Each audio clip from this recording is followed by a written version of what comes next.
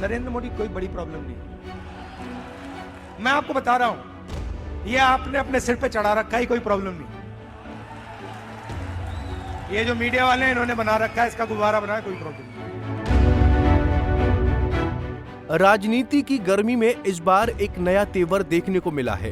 कांग्रेस सांसद और लोकसभा में विपक्ष के नेता राहुल गांधी ने प्रधानमंत्री मोदी पर बेहद अलग और चुटीले अंदाज में हमला बोला। दिल्ली के ताल कटोरा स्टेडियम में आयोजित ओबीसी भागीदारी न्याय सम्मेलन में राहुल गांधी का अंदाज बिल्कुल अलग था। न आक्रोश, न कटाक्ष भरी तलखी, बल्कि एक हंसता हुआ चेहरा और तीखा संदेश।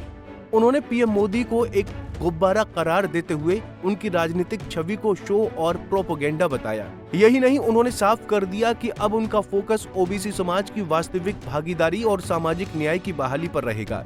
ये भाषण सिर्फ एक और हमला नहीं था, ये कांग्रेस की राजनीतिक नैरेटिव में बड़ा बदलाव दिख रहा था। एक ऐसा रोड मैप जो जातिगत जनगणना, सत्ता में हिस्सेदारी और संवैधानिक अधिकारों को केंद्र में लाकर आगामी रणनीति की दिशा तय कर सकता है।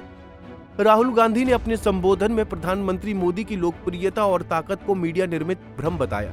उन्होंने कहा कि नरेंद्र मोदी कोई बड़ी प्रॉब्लम नहीं है, आप लोगों ने बस सिर पर चढ़ा रखा है, ये मीडिया वालों ने एक गुब्बारा बना रखा है।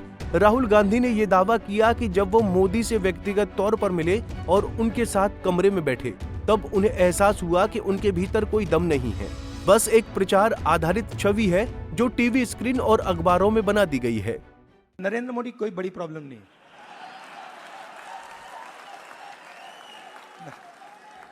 वो नहीं,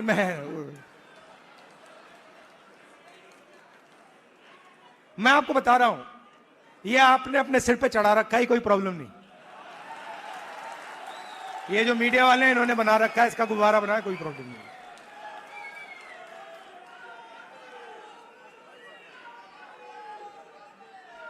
अब पहले तो मैं मिला नहीं था, अब 2-3 बार मैं मिल भी लिया हूं, बात समझ गया हूं मैं, कुछ नहीं उसमें।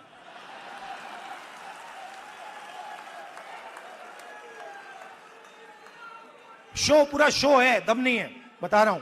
आप लोग मिले नहीं हो, मैं मिला हूं, बैठा हूं कमरे में। उनके इस बयान से राजनीतिक गलियारों में हलचल मच गई है, क्योंकि ये सिर्फ मोदी पर हमला नहीं, बल्कि बीजेपी की पूरी राजनीतिक रणनीति पर सवाल उठाने जैसा है।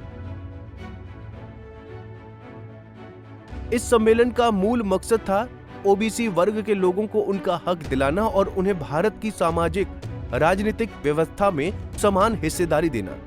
राहुल गांधी ने स्पष्ट शब्दों में कहा कि ओबीसी समाज को योजनाबद्ध ढंग से सत्ता, मीडिया और संस्थानों से बाहर रखा गया है।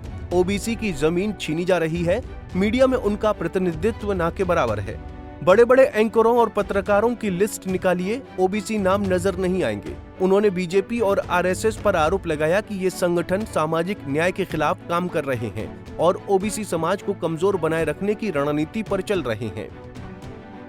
राहुल गांधी ने अपने भाषण में इस बात को दोहराया कि कांग्रेस की सरकार आने पर जातिगत जनगणना अनिवार्य रूप से करवाई जाएगी। उन्होंने इसे पहला कदम बताया और कहा कि ये जानना जरूरी है कि किस वर्ग की देश में कितनी आबादी है और उसकी भागीदारी कितनी है। जहां जहां कांग्रेस की सरकार बनेगी, वहां जाति जनगणना होगी। हमें सही आंकड़े चाहिए ताकि ओबीसी को उनका जायज हक मिल सके। जातिगत जनगणना को लेकर राहुल गांधी पहले भी कई बार बयान दे चुके हैं, लेकिन इस बार उन्होंने इसे अपना राजनीतिक मिशन बताया। उन्होंने कहा कि ये सिर्फ आंकड़ों का मुद्दा नहीं, बल्कि सम्मान, हक और अधिकार का सवाल है। राहुल गांधी का ये भाषण सिर्फ एक हमलावर बयान नहीं था, बल्कि एक बड़ा संदेश भी था। कांग्रेस अब सामाजिक न्याय की राजनीति को अपना मुख्य एजेंडा बना चुकी है। राहुल ने ये साफ कर दिया है कि वो अब ओबीसी वर्ग को हाशिए से उठाकर मुख्य धारा में लाने के लिए हर संभव प्रयास करेंगे। उनके बयान के अनुसार ओबीसी को अब वोट बैंक नहीं, बल्कि साझेदार की नजर से देखा जाएगा। आने वाले चुनाव में ये एजेंडा भाजपा के हिंदुत्व और विकास मॉडल को सीधी चुनौती देगा। इस भाषण ने राहुल गांधी को एक नई छवि दी है, एक फाइटर नहीं, बल्कि स्ट्रेटेजिक सोच वाले नेता की, जो अब मुद्दों की गहराई में उतरकर लड़ाई लड़ना चाहता है। राजनीति के इस मोड़ पर कांग्रेस का ये नया दाव कितना असरदार साबित होता है, ये आने वाला समय बताएगा। लेकिन इतना तय है कि ओबीसी भागीदारी अब भारतीय राजनीति का सबसे गर्म मुद्दा बनने जा रहा है। Bureau report, Punjab Kesari TV. हमसे जुड़े रहने के लिए हमारे YouTube चैनल को सब्सक्राइब करें और नई वीडियो की नोटिफिकेशन के लिए बेल आइकॉन को दबाएं।